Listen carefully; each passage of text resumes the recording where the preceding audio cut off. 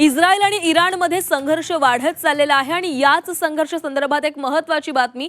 Israel आणि इराणच्या संयुक्त हल्ल्यामध्ये इराणचे सर्वोच्च नेते आयतुल्ला अली खामेनेई यांचा मृत्यू झालेला आहे। अमेरिकेचे राष्ट्राध्यक्ष डोनाल्ड ट्रम्प आणि इस्रायल यांनी हा दावा केलेला आहे। काल खोमेनी यांच्या निवासस्थानावर इस्रायलने क्षेपणास्त्र हल्ला केला होता। या हल्ल्यामध्ये खोमेनींचा मृत्यू झाल्याचा दावा करण्यात आलाय, मात्र इराणने हा दावा फेटाळून लावलाय।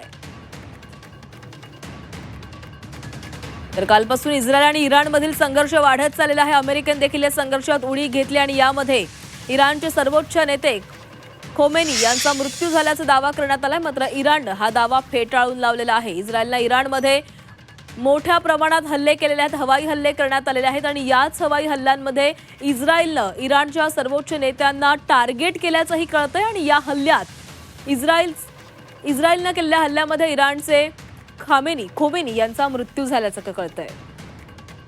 या संदर्भात डोनाल्ड ट्रम्प यांनी काय पोस्ट केलेली आहे पाहूया।